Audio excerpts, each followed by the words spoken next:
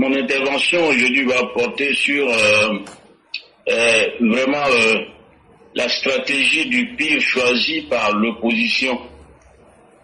Je voudrais vraiment rassurer tous les Ivoiriens quand on voit l'engouement qu'il y a aujourd'hui au pays, parce que je suis très très scotché actuellement au pays. Je vois tout ce qui se passe, les informations que nous recevons. Vraiment, il faut se rassurer. L'opposition ne peut pas gagner cette bataille. Elle va continuer à vociférer, à dire des insanités, des contre-vérités, utiliser comme à son habitude les fake news, mais ça ne va jamais marcher parce que nous avons compris depuis longtemps que nous n'avons pas le même schéma par rapport au projet de société que nous nourrissons, en tout cas d'un côté ou d'un autre pour la Côte d'Ivoire.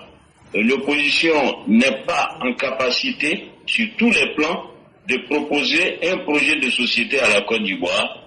L'opposition veut se servir de la Côte d'Ivoire et le schéma a été déjà déployé sur le terrain et ça a engendré pas mal de difficultés que nous avons absorbées, en tout cas que le président de la République avec son équipe a réussi à absorber.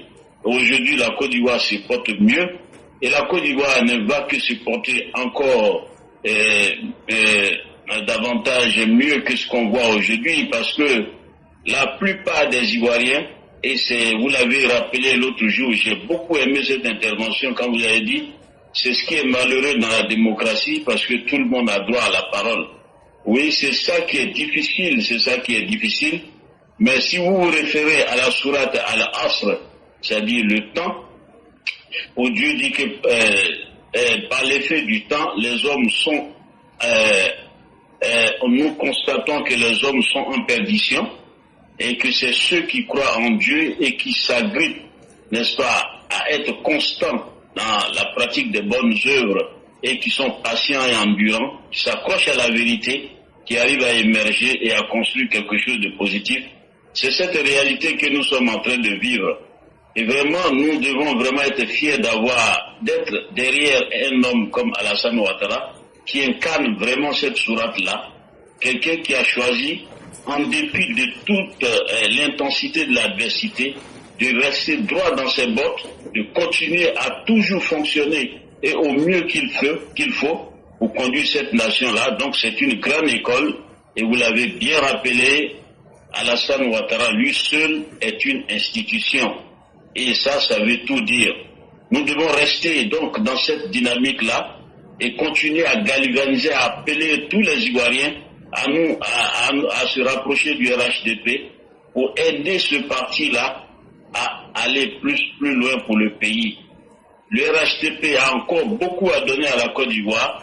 Le RHDP a effectivement, comme toute œuvre humaine, cet art, mais je pense que c'est le parti aujourd'hui qui regorge de pas mal de talents, de capacités et aussi de bonne volonté pour pouvoir conduire la Côte d'Ivoire à beaucoup plus de bonheur que par le passé. Laurent Gbagbo, c'est la fin d'un cycle.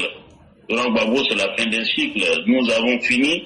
Il a proposé toutes sortes de schémas et aujourd'hui, avec le congrès, en fait les pré-congrès et le congrès du RHDP qui sont en train de se dérouler, nous sommes en train de vraiment voir que c'est un parti qui est réellement organisé et qui est là pour pouvoir contenir toutes les formes d'adversité qui empêchent le vrai développement. Parce que là, c'est ce qui est le problème de l'Afrique. On empêche les Africains de se développer, chacun, en tout cas pour les mauvaises volontés, ils veulent profiter des richesses africaines et ne jamais se mettre à l'eau pour construire le développement. Regardons autour de nous, sur le plan mondial, régional et partout, surtout les pays développés, ils se sont développés en se mettant au travail et en allant au charbon de façon très responsable. Et c'est ce qu'il faut. Nous devons imposer le développement.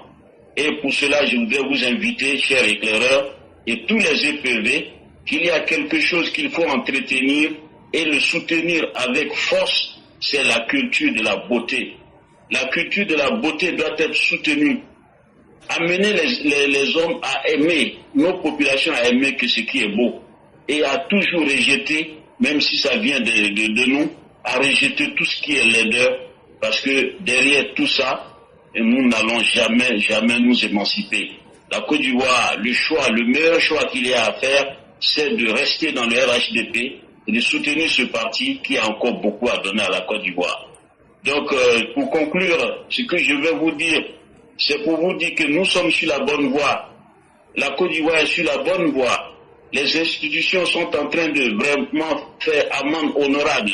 Les choses fonctionnent au mieux. Et je pense qu'avec le temps, si nous soutenons nos institutions, elles vont pouvoir encore garantir la tranquillité, ouvrir le chemin du développement et permettre à tout citoyen d'être couvert en ce qui concerne son droit et aussi ses devoirs.